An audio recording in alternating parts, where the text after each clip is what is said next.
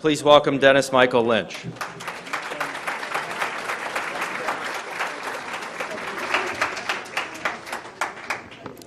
Good morning. I hit the button. Can you hear me? All right, good. Or is it good afternoon? I'd like to start by speaking as the son of a 1-9 Marine, a son of a 1-9 Marine who served in Vietnam and who earned a Purple Heart, who went through malaria, who had his best friend die in his arms on the battlefield, and who came home with PTSD and basically has not had a comfortable night of sleep in almost 50 years. I understand the service and the sacrifice that is put forward by the men and women of our military. And I understand that I would not have the freedom to speak here about the possibility of running for the highest office in the country if it were not for the veterans across this country and in this room. So if you are a veteran, I ask you to please stand up right now and let us welcome you. Thank you.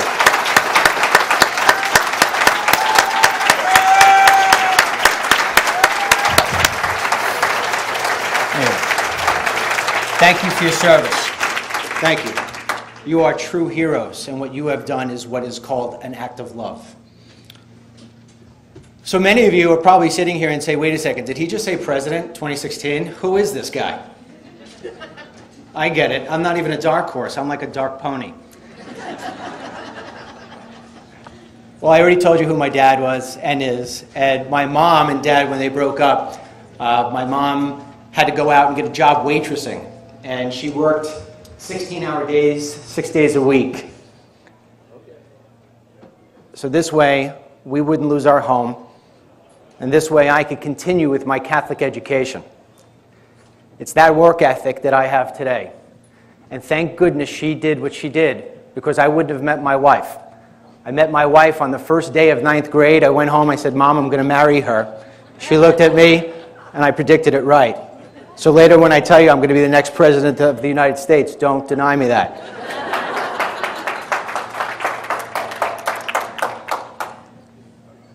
We have 4 beautiful children. My oldest is in college, so I understand college tuition.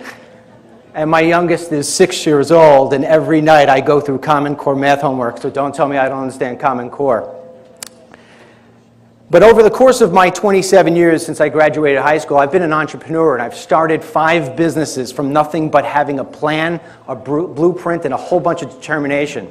And over the course of that time, there have been about, and I say about because you know the press will kill me if I'm 2 numbers off, it's about 1,000 people have cashed a check with my name endorsed at the bottom. I don't think there's another politician that's going to be here the next 2 days that could say that sort of thing. I understand entrepreneurship. I also understand when I won Entrepreneur of the Year from Ernst & Young, they gave me the trophy, and I said, I have a problem with this trophy because it's singular, and my story is plural. Because an entrepreneur is only as good as his workers, his American workers. I understand this. I understand this as well as anybody in this country does. And so everything was going well for me until the tragic day of 9/11. I witnessed that day firsthand, not on television. I stood there looking like this as my fellow Americans jumped 80 stories. You don't forget something like that. And it changes your life, changes the direction of your life. And so I decided that I wanted to start making films, not as a filmmaker, as somebody like maybe a Dinesh D'Souza or a Michael Moore, God forbid, but as a CEO who knows how to point out where the problems are and how it is that you solve them. And so I saw a man one day standing on the corner of a 7-Eleven holding a sign saying deport illegals. I drove past him a couple more times and I said, what a nut. And then one day I pulled over, I said, let me talk to this nut. And he was anything but. What he was a hard-working American who had a contracting business, and he was doing well, and he was living the American dream, and he had 25 employees working for him. But then he pointed over to the 200 illegal aliens who were standing on the other side of the 7-Eleven and said, "These guys caused me to go out of business. And my other 25 employees, they're out of business. They have nothing." And he said, "You know what, Dennis? We're giving away our jobs. We're giving away our education. We're giving away driver's licenses and maybe citizenship as if it came out of a Cracker Jacks box. How dare we? Men and women are over right now fighting for us in Afghanistan and Iraq, and this is how we pay them back?" And so I said to him, "Well, what do you think about the border?" He says, "We got to close it up." He says, "Israel's surrounded by a wall, and even heaven's got a gate." Right? So this guy, this patriotic American, he's the one who got me into all of this. That's why I brought him here today. Where are you, Tommy? Stand up.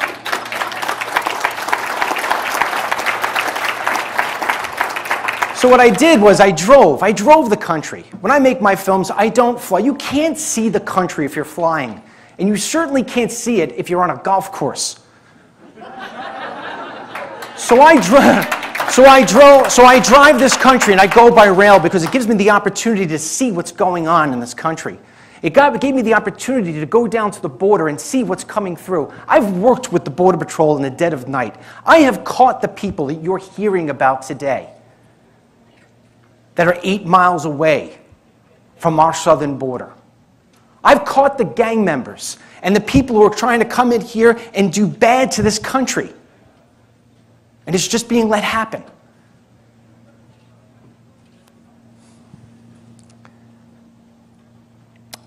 That experience, and those experiences of the past 4 years, that's what's led me to this stage. A year ago, I gave you all my films. All my films are there for you. I hope you enjoy them. A year ago, I released a film called We Ride to D.C. And I wound up receiving a letter in the mail from a 72-year-old woman. And she wrote in it that she's seen everything in her lifetime and that she hasn't seen a real leader since President Ronald Reagan. And she said, "You remind me of him, and I want you to consider running for president."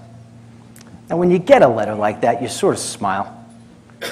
You read it twice, and then you put it off to the side. And then a week later, I received more letters of the same. This time I took them into my wife, and I said, "Sweetheart, look at this. JFK, Ronald Reagan, run for president." She said, "That's great. You know, the lawn needs to be cut." And so that's the way it stayed until I wound up receiving the 2,000th letter and the stuff that came in through social media. And so I started to say to myself, well, is there maybe more that I could do for my country? Are these people seeing something that I never even thought of? And so I traveled around 26 cities. And every time, whether it was a GOP meeting or it was a Tea Party meeting or something for veterans, everybody came up to me and said the same thing that was in that letter. You need to think about running for president. We are so thirsty for a fresh face with fresh ideas. Somebody who's going to fight for the American people, not the lobbyists. Somebody who doesn't come with sound bites, but who comes with real plans to solve the problems we have. Somebody with the sort of experience that you have. They say, "Yeah, I know you've never wrote 3,000 pages of legislation," and then said, "It's a bad deal," and threw it away. And we know you've never given in-state tuition, but we know that you create jobs, and we know that you care, and we know that you know the border and immigration and how to solve those problems. We want you to consider this. And so I ended my city tours, my tours around the cities, in Phoenix. 800 people. And I said, "You know what? I think I'm going to explore a run for president." And the place went nuts. And when I walked off the stage, there were 5 guys there who worked at the theater. And they said, "We're all Democrats, and we're going to change over to Republican if you run." Thank you. When I say explore a run for president, I don't mean go out and meet with billion-dollar donors. That isn't my idea of exploring the presidency. What I needed to do was go home and talk to my family and say, do we want to enter the cesspool that has become D.C.? Oh, listen, I'm not politically correct and I'm not going to hold anything back. You know what you're getting when I talk, okay? Okay. And at first the answer was no, we don't want it. But then we started looking at our children and the future that they were looking at, and it was dismal. And then we started thinking about how much we care and love our country. And so Megyn Kelly, who I've been on her show a bunch of times, she saw that Phoenix video, and by the way, you've got it in your DVD case. Who gives away more free stuff than me? Well, Obama, right? Hey, I just came up with that 2 seconds ago. So anyway, Megyn invited me on, and she said, Dennis, what are you thinking about? How are you going to run for the presidency when you don't have any support from the party? You're not going to get party money. And I said, Megyn, I want to run for the presidency because I'm in love with my country. I want to protect my children, and I want to protect your children if they were my own. I want to protect American jobs and health and safety, and I want to bring back the American spirit. And I know I've got the ability to do that. And she said, are you sure? And I said, yeah, I'm sure. And you know what? Do you remember this guy named Dave Bratt, who everybody told him he was a dark horse too and that he was crazy? He was going to try to take on one of the most powerful men in D.C. who had a chest of $5.5 million for a campaign, and Dave Bratt had less than $250,000. Ask Eric Cantor today if Dave Bratt is crazy. No, Dave Bratt has his job. This election isn't about money. It's about messaging. And let me be straight with you. If it is about money, you better get ready to start saying President Clinton. No joke. This is about messaging. This is about telling the American people what conservative values can do for them. Conservative values are great. We just haven't had the right person selling it. We haven't had the right person to say, listen, I'm the poster child of conservative values. If you just put down your guard for a second and start with the right versus the left, and let's get into right versus wrong. Let's forget about 1% and 9% and 47%. Let's just think about one country. Because that's how teams go from being mediocre to championship teams. I know this. I've coached football and taken a 5-5 team and brought them up to 8-2, 9-1. I handed them back to the other guy and it went 5-5 with the same kids. Why is that? I'll tell you why. Because I got the most out of those children. They were champions, but nobody was telling them that they were champions. Nobody was letting the inside come out. That's where America is right now. And so instead of just giving you sound bites and how fantastic things could be with a President Lynch, I'm going to give you something nobody ever gives you for the rest of the 17 minutes I have. I might stretch to 19. I'm strong. I have been exploring this for 6 months. My exploration was all about what I could come up with in terms of a plan that would make your life better, that would make your American experience amazing. What I could do to revive this country, because this country doesn't need to be saved. Nobody in this room right now needs to be saved. But our country needs to be revived. It needs a spark. And the spark is you. It just needs somebody to help light that fire. And so I've come up with a 4-point plan in the same way that I would come up with a plan if I was starting one of my businesses. When you start a business, if we were going to start a business right now called New Hampshire Widgets, we'd come up with all the line items that need to be addressed. But at the end of the day, we don't buy the forklift until we knock out the warehouse and we get the employees. And so yes, we need to fix the VA, and boy, would I do that. And yes, Common Core needs to be thrown out. But right now, to get this country back on track, there are 4 things we need. And that's what my plan is all about. And I'm going to roll it all out over the next 30 days. But I'm going to give you some highlights now. Number 1 is jobs. I travel this country by the car. I've been in your city. I go down Main Street. What a beautiful place. It's a shame half the stores are closed. For rent. Nobody going to even think about renting them. Why? Because this country was built on entrepreneurship. And yet the government and the Obama administration and all the politicians from both sides put handcuffs on entrepreneurs. This isn't something I read and my speechmaker didn't say this, Dennis, give him this. This is what I know. I feel it. I feel their pain. I've lived it for 27 years. So in my plan, I take away those unnecessary regulations, which keep entrepreneurs from growing. Yeah. And I start with Obamacare's business mandate. The business mandate goes against the grain in terms of an entrepreneur's wiring. An entrepreneur doesn't say, let me get to 49 people and stop. He says, let me get to 49 people and get to 110. But what we've done is make him hit the brakes. And the truth of the matter is that 2/3 of the jobs in this country are created by entrepreneurs. Not by governors, not by presidents, by entrepreneurs. And they just need the support of a president and the government. Another way of igniting this economy in a way that you've never seen before is creating a nice flat tax. An 18% flat tax. And the details within my flat tax, they make it fair for everybody. The middle income earners, the people at the bottom, the charities won't have to worry about a thing. And you'll see as I give you the details, you're going to love it. Those two things right there, boom, we're off to the races. And then we move in, as I mentioned about with health. I'll say it for you. Obamacare sucks. It sucks. I know this not because somebody told me to say it. I know this because I'm one of the statistics. I lost my health insurance because of Obamacare. But let's be honest, because it's a great GOP talking point, Obamacare sucks. But we need more than that. We need a plan for people to feel better about what we can do, because honestly, what we had before Obamacare, that sucked too. Okay? When your health insurance premiums cost the amount of a mortgage, that's no good. People can't live with like that.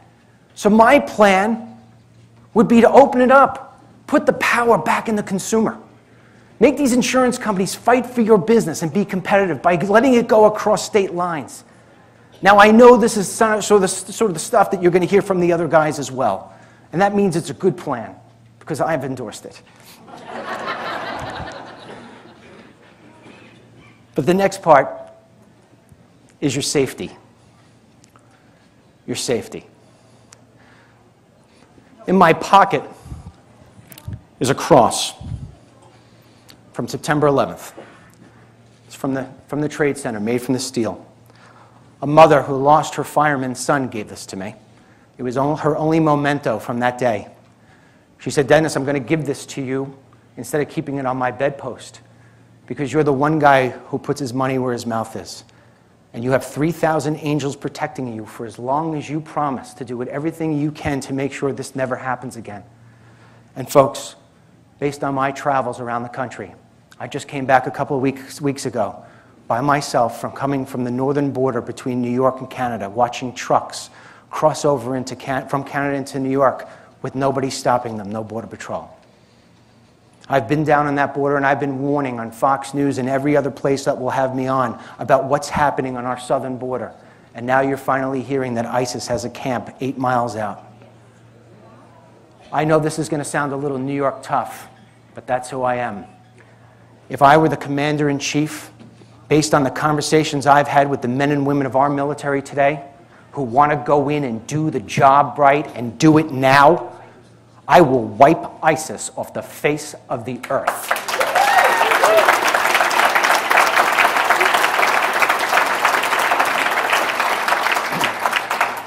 It's a good soundbite and some red meat for you, but it means something to me. It means something to me because I can never look up again and see people jump. Imagine what that means. Imagine what that takes for somebody to literally jump out of a window. Do you understand the hatred that these people have for us and for Israel and for anybody who doesn't believe like they do? They're going to stop at nothing until you are dead. And I'm not going to allow that to happen. And you know what? Where I come from in New York, You don't turn your back on your best friends. The first day that I would be in that Oval Office, I'd pick up that phone and I'd say, Bibi, I'm sorry, man. I'm sorry that you were treated the way you were treated by the Obama administration. But let me tell you something. There's a new guy in town, and he believes that you always protect your best friend. You're never going to have to look over your shoulder again, because I'm going to be standing with you hand in hand. And anybody who wants to try to even think about removing you from the face of the earth is going to have to deal with us.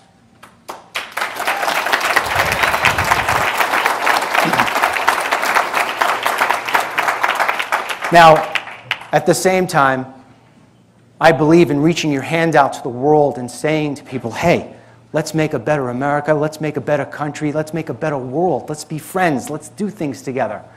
But if that's not accepted, then you don't want to be our enemy. And that message is going to be sent loud and clear. There are no negotiations with countries who love to see terrorism run wild. And we get this country back to being the strong country that sends a message out to the world that says we protect U.S. jobs, we protect U.S. lives. And so now the next part of your safety comes down with illegal immigration down at the border. You are going to hear for the next 2 days, we need to secure the border. I believe in secure borders. Baloney. We've been hearing that for 30 years. And yet it never gets done. And if they even dare to give you any detail to their plan, it's going to include bigger fences and more boots and more technology. And you're going to see when you watch those DVDs at home, that's not going to work. Because there's absolutely no will to stop these people. There's only one way to secure the border, and I know how. You have to remove the incentive to come here illegally. That secures your border. And so how do you do that? How do you really do that once and for all? You hold the employers accountable who hire these people, who cheat their fellow entrepreneurs. And you fine them, and if they do it again, you prosecute them until they understand you're not joking around anymore. And you watch. This all connects to this big, huge plan that I've given you. What happens is those people start to go home. The illegal aliens. And what happens is jobs start to open, and my buddy Tom can start putting windows in your house again. And more money now is funneling into the economy. And the American spirit starts to revive itself. And then as far as the people who are here illegally, here's another word I swear to you, you're not going to hear all weekend long, but right now, they're going home. Mass deportation. In the most humane way possible. No. I will give them 90 days to get their affairs in order, to take all the money that they've made because they've worked hard for it, and they need to go home and invest in their own country. Build a home, start a business. But basically, like Tom said, you're not going to get a job and you're not going to get citizenship like it comes out of a Cracker Jacks box. And that message is going to get sent across the world. People are going to realize that America is no longer going to ignore its immigration laws. And listen, don't tell me it's impossible to do. It's the easiest thing in the world to do. I don't need a pen. I don't need a phone. And I don't need Congress. All I have to do is enforce the laws in the books. And that's what I would do.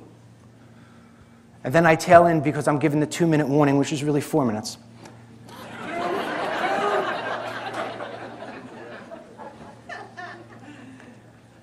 The American spirit. As I've driven around this country, and I've seen people who look just like you, standing on a corner, holding up a "I need work" sign. Or as I've gone into South Chicago, by myself without a gun, and had them look at me like, I didn't want to buy drugs, I had no drugs to sell, I wasn't looking to hurt anybody. A guy came up to me and said, "What are you doing here, man?" I said, "I want to know what I could do to help you. Why is South Chicago like this? Why is Detroit like this? Why is this country starting to look like Chicago?"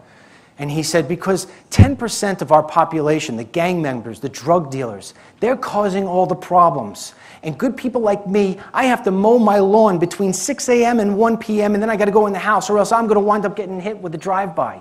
And I don't get it. We can blow up a hotel room in Syria and know who's in the room, but we can't get rid of 10% of the thugs?